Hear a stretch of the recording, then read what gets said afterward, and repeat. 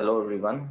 Thank you so much for joining us on this session 4 of our Archicad Now webinar series. The topic is template creation for Archicad projects. All right. So on the previous 3 weeks, we saw some of the migration tips for people who are migrating from other BIM or CAD tools. And then we saw how to set up the project preferences, project structure, and then the translators for Archicad or for AutoCAD and IFC exports and imports. All right. So on the previous, on the third session, we saw how to set up the element attributes, how to manage the attributes inside Archicad projects, and then we saw how to set up the renovation filters to represent the renovation statuses on 3D and 2D windows.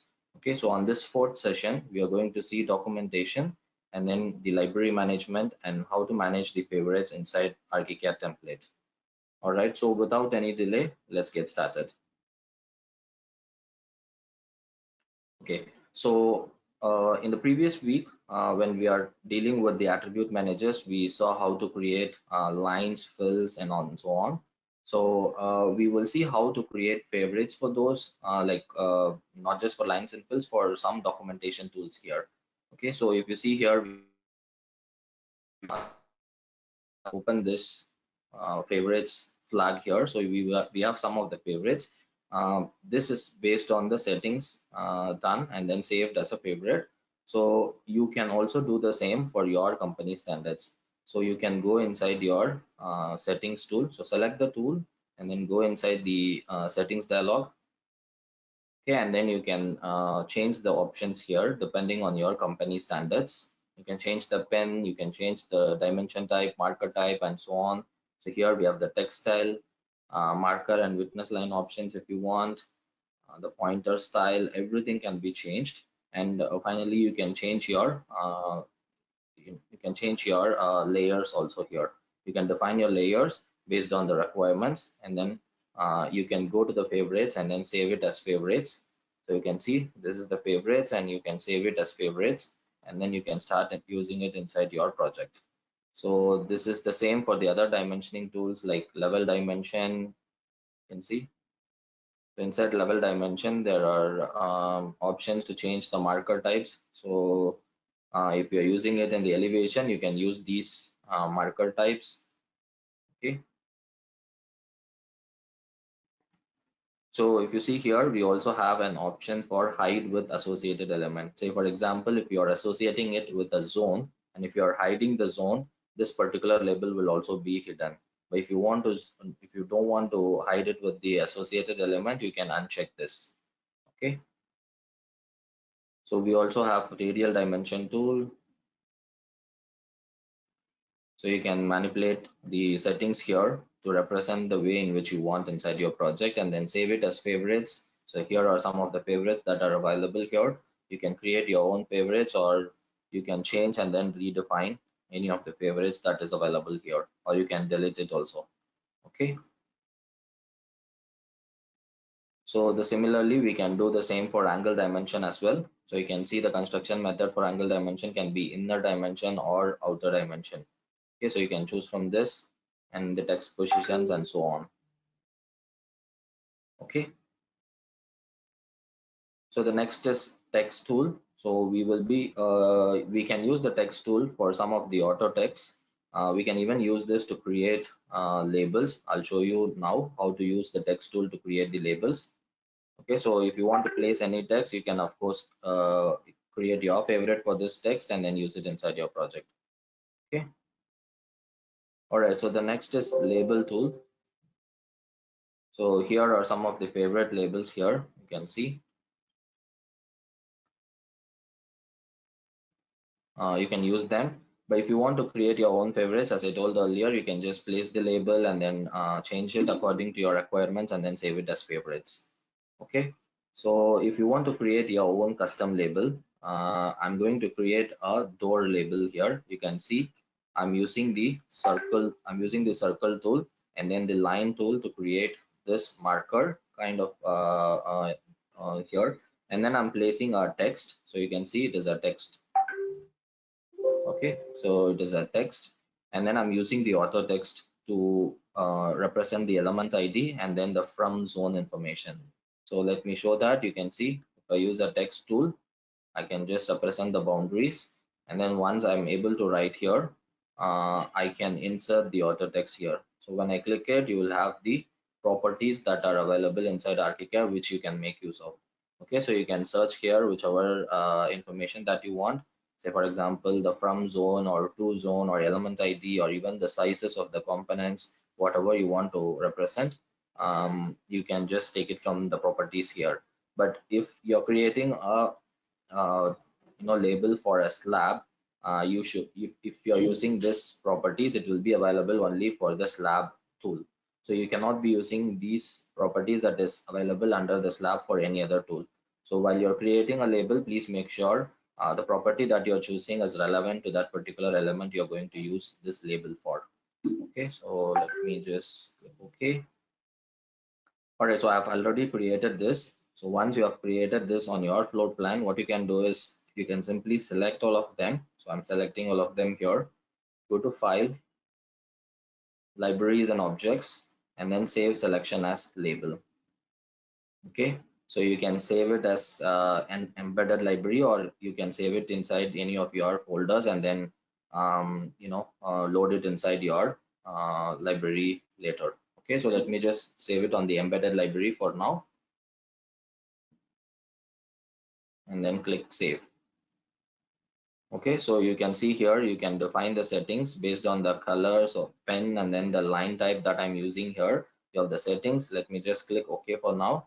Or if you want to change them, you can change here also. Okay. All right. So my label has been created. Now I can place my label in for any of the doors here. Okay. So I'm using the label tool again. So you can see here, I'm using the label tool. And then if I go inside the labels dialogs, you will be able to see the label that we just created. So you can see here I have the door label. Okay, so you can choose the one that you have created and then click OK, and then you can just hover over the, just give me a minute. All right, so I can switch off the pointer here. So I'm switching off the pointer, and then you can see the label has been placed here. Okay, so this way you can create your own custom labels and then use it inside your Archicad projects. Okay, so later we'll be seeing how to manage the libraries. Currently, I've placed this label, object inside the embedded library. So later we'll see how to manage these libraries. Okay. So the next is grid tool. As I told earlier, you can create your own settings, your own favorites for your grid tools and use it for different purposes. So in some cases, we are even using it for setback line and then the boundary line representation inside your Archicad project. Okay. I'm not going to deal with the change tool now. So next is the fill tool and then the line tools. We saw how to create our own custom fill and then the line last week. So we can even create our own favorites by changing the fill type. By changing the attributes here or the properties here and then saving it as favorites. Okay, so you can do that. So and then so we created a line tool, like line type as last week, which is a custom line. So this line can be used here inside the line tool, but not just in the line tool, it can also be used inside the circle, polyline, and then the spline tools. So the same line type that we have created can be used in all four of these tools. Okay, and then we can just create favorites out of these line types and then save it inside the favorites here and use it inside the project. Okay, so having done with all this favorites, I'm not going to deal with the figure tool or the drawing tool today. So having done this, we will see how to do the scheduling based on the properties that we can create inside Archicad. Okay, so here are some of the schedules we have by default inside the template that we provide. So you can also use these available schedules on the template. So you can see here, let me just expand it a bit, you can see it clearly. Okay, so if you see here, we have drafting and editing ones. and we also have BIM submission ones. We have BIMX output schedules. We have buildability schedule. So when you're doing your submission, you can perform the buildability score, and then you can get those values, get them scheduled, and then you can use it in your submission. Okay, so there is some quality assurance schedules, and then we have shelter related, and we have also have URA submission schedules. So you can make use of these schedules. There are a lot of schedules that we have created for you guys to use it. But if in case you want to tweak them a bit, of course, you can go inside the scheme settings here, and then you can do the changes that is relevant to your project or to your company standards. And then you can get the information here from your model, and then get them scheduled here inside the project. Okay, so say for example, if there is a new requirement from the agencies, right? So if there is a new requirement from the agencies, and if we are requested to do a scheduling of those requirements, what we can do is we can just go ahead and create properties. So for creating properties, custom properties, you can go to options, property manager, and then you can create custom properties here which can be scheduled. So if you see here, there are a lot of custom properties that has already been created, and then it is being part of this template. You can tweak them if you want, or if you can add multiple other properties that is required for your submission, you can add also. Okay, so if you see here, uh, okay, so here there is a new requirement by URA. So you can see there is a GFA based calculation that can be done to get the refuse output requirements. So these are the formulas for each of these zone types or the space types. Okay, so based on the space types, you can have this formula created inside the property manager here using the expressions here. So here you can see we have a purpose of zone already created inside. Maybe you can make use of this to show the purpose of the zone. So you can see here recreational, hospitality, industrial, medical, and so on. So you can use this purpose. You can add more values here to get the get it similar to what we have here inside the description here. Okay, so once after you create that property, you can create one more property which you can use the expression. Okay, so let me try to show any of the property which is already having an expression. Okay,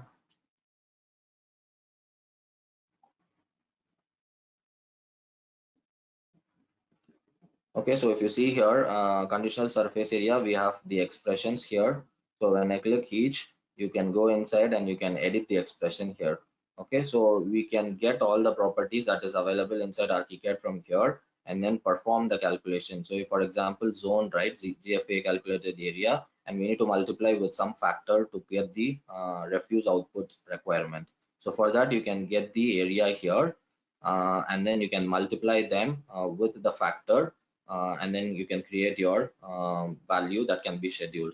Okay, but before that, we need to check whether the room type is office or residential or whatever it is. Okay, so for that, you can use the functions here. So we have function. Inside the function, we have operators, we have logical functions. So logical functions, you can use if to check whether the zone type is a office type or a residential type or whatever it is. So you can use this if function and then check whether it matches the criteria, and then if it matches, you can just use the calculation to create the value required in square meter. Okay, so based on the property that you create, everything is going to be automatic. So you just have to choose the type of the zone so that this calculated value is automatically done, and then it can be scheduled inside your schedules as well. Okay, so you can just go to the scheme settings and then just add it to the field here and then get it scheduled. Okay, so just like as I told earlier, if you have any future requirements that need to be tweaked, you can use the schedules available here, just duplicate them and then tweak a bit to get the expected output. Okay, so let's see the library management now. So as you guys all know, we have libraries which contains all the objects that can be used inside Archicad. Okay, so for that we can go to File, Libraries and Objects, Library Manager. Okay, so when you open the library manager, you'll be seeing all the library content inside your project. So if you see here, this is an embedded library. There are two types of library. One is embedded library and the other one is linked library. Okay, so every project will have a embedded library. So if you go inside the embedded library, you will see some of the objects that you have embedded with the project. Okay, so just now you saw me creating the door label, so it is inside the embedded library. So it is always not recommended to use, it is always recommended to use the embedded library as minimum as possible, because this will load the library objects into the project, meaning it will embed the object library objects into the project so that the project becomes heavier. Okay, so if you're using a mid-range computers, so if your project becomes heavier, it becomes difficult for you guys, for your computers to process the file. Okay, so it is always better to use minimum, as much as minimum as possible within the embedded library. Okay, so rest all you can see there is a difference between the logo of the embedded library and then the linked library. So you can see these are the linked libraries. So the linked libraries, you can link a folder containing the library objects, which is the GSM or GDL library objects. We also have a specific file type called LCF file, library container file, which can be loaded inside Archicad. So the difference between these two is like the LCF library, it is just a single file. So all the library objects will be contained within a single file, which you cannot open and do any edit inside the Windows environment. But when you are just having a folder and then linking it with the or loading it to the library of your project, when someone else who is opening the folder in the Windows, they will still be able to see what is inside, or if they delete anything or if they move anything to a different location, you will have missing objects inside the libraries here. So that will cause problem. So instead, in order to avoid that, you can use the LCF file type, which nobody can edit if they're not using Archicad. Okay. So inside each library, you can see what are the things available. So here you can see Archicad library 25. We have the objects inside each folder. We have multiple other objects. Okay. And also, if you see here, if it is from an LCF, you can see here you will not be able to open and edit them. Okay, so you'll not be able to open and edit them. But if you see, if it is from any of the folders, you can still be editing it. So if you don't want any other people who are not who are not very familiar with these objects to open and edit it, it is always recommended to use the LCF file. Okay, so you can see here they will not be able to delete them also. Okay, all right, so if you want to add any new libraries here, you can use the add option here, or if you want to remove them from your project, you can add. So as we saw in the first week, right, so whenever you're opening your file or whenever you're creating a new project, so you need to come here and check whether all the libraries are available and there is no missing library here. So in order to avoid this, when you're creating a template file, what you can do is you can place your library folders or library files inside a location where everybody can access from your office. So maybe you have a server or something which everybody can access. So you can put it inside the server where everybody can get access to it, so that there won't be any missing library here when we start a new project or anything. Okay.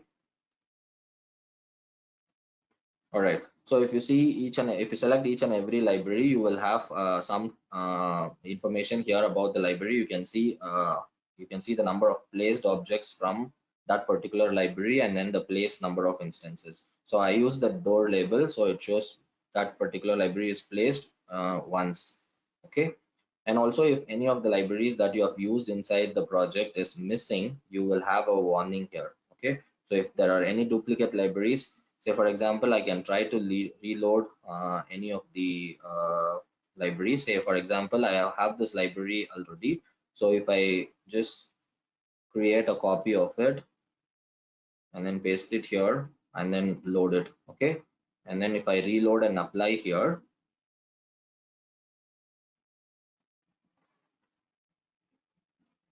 Archicad will give a warning that there are duplicate libraries here.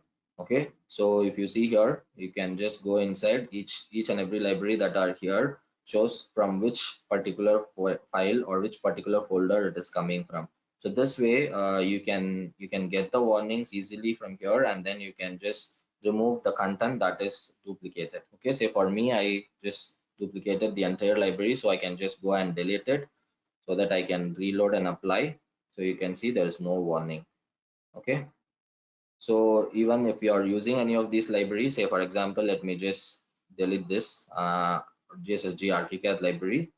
Okay, and then click reload and apply. I will have some missing library part warnings. So you can see here, so there are missing library part warning here. So if I go here inside my favorites, these libraries are being used. So that's why it's showing that I have a warning here.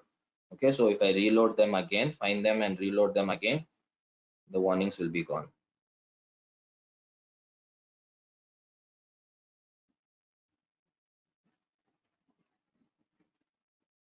Okay, all right, so let's just click OK here. All right, so let me just try to place a object here. So I'm seeing here I'm using the object tool. I'm going to place something from my GSSG Archicad library. Okay, so if I go here, I have some objects here. So let me just place this clearance box inside my project. Okay, so I'm placing this clearance box inside this project.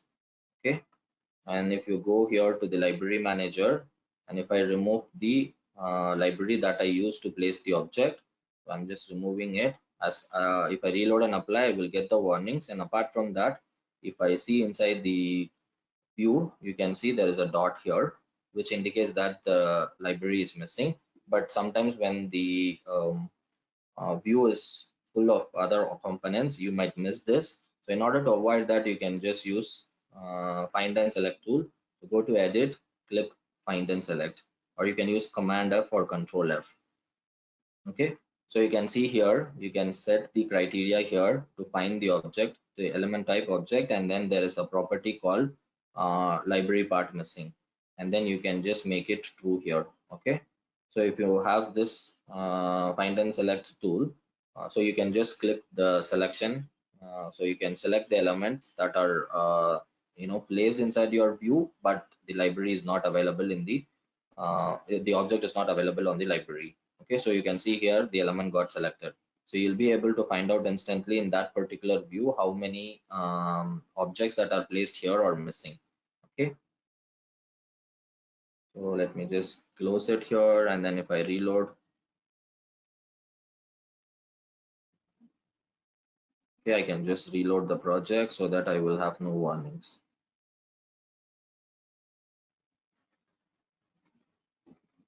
Okay, so as I told earlier, please don't use the embedded libraries. So if you have a company standard, if you have a company library, right, so which can be used across different projects or across all the projects that you do in your company, so you can put it inside the company library folder. But if there is any particular library which is used only for specific projects, like, you can put it inside the specific project folder and then load it here. Okay, so that it is not mingled with the other libraries. So it is always good to maintain a company library, and then a different library for your individual projects. Okay. All right. So let me just click OK. All right. So if you guys are familiar with GDL scripting, you can just open these files, and then you can do the changes that you want, and then you can use the libraries as well. But I'm not just going to go into that particular topic because it is out of the scope of this webinar. Okay.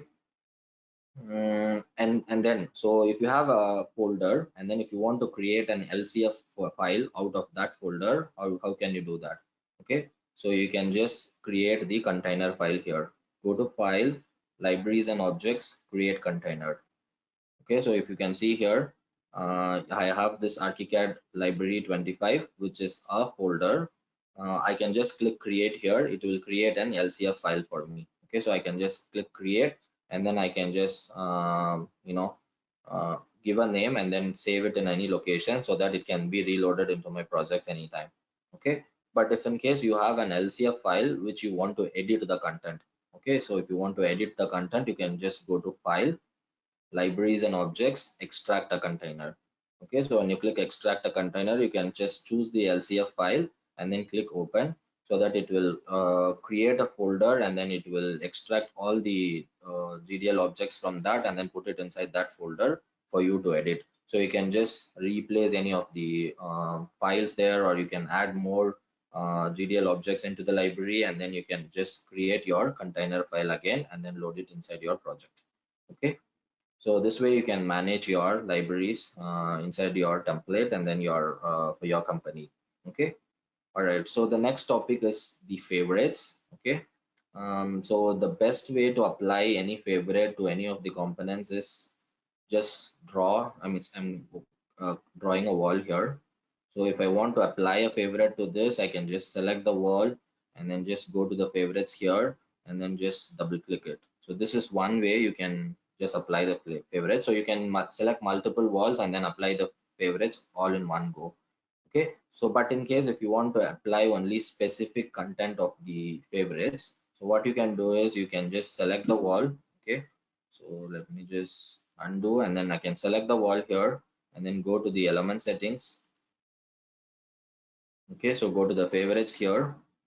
So here you can select the wall that you want to apply or select the favorite that you want to apply, and then if you see here there is a drop down, you can see there are element transfer settings.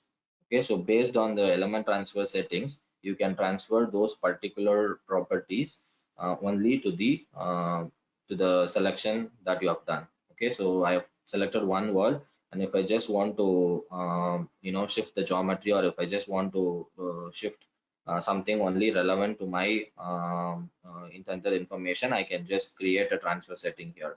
So you can see here, you can have your own transfer settings. You can have create any transfer settings. Okay, so the one that is with this star here will be the default one. So I can make anything default and change anytime. Okay, so by default we have transfer all settings here. So here are the settings that you can include or exclude from the element transfer settings. Okay, so when we are applying a favorite to an object, so we need to be very careful if you just want to apply only few settings instead of everything. Okay, all right, so this way you can apply favorites to any objects. The next is search for a favorite. Of course, if you open any of the tool from the toolbox here, you can just type the name here and then you'll be able to search it inside those. Okay, so if I go to wall or slab or whatever, so based on the element that we choose, only that particular favorite will be available here. Okay, and we also have a favorite palette. So you can go to Windows, Palettes, and Favorites. Okay, so here are the favorite palette. So this favorite palette you can use to manage your favorites inside your template or inside your project. Okay, so if you see here, there are folders, and then inside each folder we have templates. Okay, sorry, we have favorites. So if I go inside this tool folder, currently I am selecting this slab tool. Okay, so I'm selecting this slab tool. This is a model-less dialog, so with this open I will still be able to use Archicad inside. Okay, so currently I have slab tool open, so I'm seeing only the slab favorites here. Okay, so if I click escape, and you see I have no selection here, I can see all the favorites inside my favorites palette. Okay, so everything will be shown here. Okay, so if I select only wall, only the wall related favorites will be shown. Okay, so you can see here only inside this particular gray folder I'm able to see the walls. So only that is a little bit darker, but the other ones are white in color. So if there is no so if that particular folder is not having any favorite of this tool, so it will be white in color. Okay, so from this way you can understand that there is nothing inside. All right, so let me just try to edit some of the favorites or single favorites. Okay, so if you go here, I can go inside the You can go inside the doors. Okay, so you can see here I can just click any of the favorite here and then just right click to edit them. Okay, so you can see here I can just edit these favorites here. Okay, so if you see, if you want to change the name, currently it is the door name I used for in the favorite is accessible door. I can change the name here if you want. You can change the dimension, settings, everything, and then just click OK. Okay, so let me just not edit it. Maybe I'll just show the thumbnail image. Okay, so if you want to edit multiple favorites all together at one time, right? So you can just select them. So let me just select these two. Okay, and then right click to click edit here. Okay, okay, now you can see here I cannot change the name. It shows various, and then under editable it shows two. So I currently have two components. So now I can change the value here so that it gets reflected in both the doors. Okay, say for example if I change this to 2000 width, right, and then click OK, you can see on both the doors got changed. So this way you can edit multiple favorites in one go. Okay, so you need not go and select each and every favorite to change the values there. Okay, all right, so let me go back here. If you want to redefine any favorite, right, say for example if you have done a door inside your project, and if you want to use that door to create a new favorite or redefine any of the previous favorite, right, so you can just use the favorite favorite palette here, and then you can see, you can, if I select the door, so if I select the door here, sorry, yeah, if I select the door here, I can create a favorite. So I can create a favorite, or I can just select any, and then I can redefine that particular favorite. Or you can see here, we can also apply transfer settings from here. Okay, so I can transfer this to this particular selected door. Okay, so that is possible. You can, if you want to delete, you can see you can delete here. If you want to create folder, you can just create folders as well. Okay. Okay, so if you want to find out if there is anything missing inside your favorites, okay, so you have your favorites, but if you want to find if anything is missing, what you can do is you can just open the favorites folder, just go to the search here, and then type missing. Okay, all right. So if you type missing, you will see what are all missing inside the particular favorites.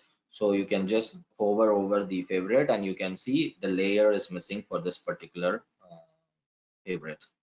Okay, so let me just delete my library, and then I can show you even more things getting missed from the favorites. So I'm just removing this. Okay, just click reload and apply, and then click OK. So I can go here inside the window, palettes, and then favorites. So if I type missing here, I will have even more favorites that is missing.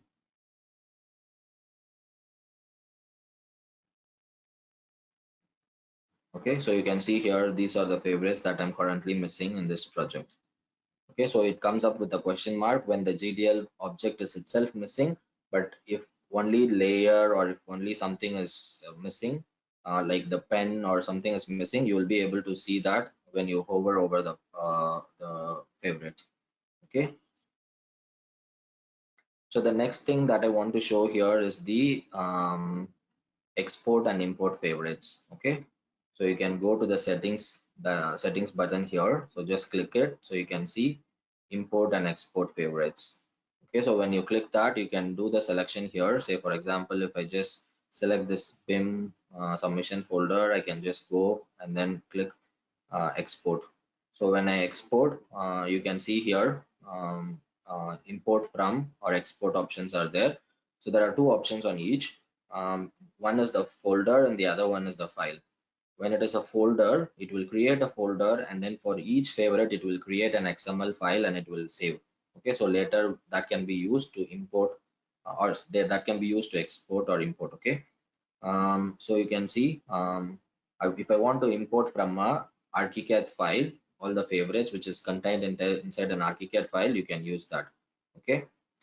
Say for example, if you are importing the favorites from an older version, it is always better to directly import from the Archicad project instead of using the XML files. Okay, so if you are doing it from an older project, just use the Archicad project and then import the favorites. Okay, so while like exporting also, we have two types. One is the folder export and then one is the file export. So the file export, we have a file extension called PRF. So you can use that so that a single file will be created, single binary file will be created. You will not be able to edit it. So you can just simply export and then just import it whenever required. So it's easy to manage. Okay. And also there is an option to export only the selected favorites. You can make use of it when it is required. Okay. All right, so I'm done with the content for today. So we saw how to do the documentation, especially like for creating schedules and so on. And then we saw how to manage our libraries, especially for creating your company library or project library and so on. And then we saw how to manage our favorites inside the project or also for creating your template file. Okay, so let me just go back to the presentation. So please follow us on Instagram, Facebook, and LinkedIn. And then we are going to post all our videos this week, recordings on the YouTube channel. So please go to this YouTube channel and find out the information. So next week I'll be sharing the link from where you can get the recordings of all this webinar. Okay.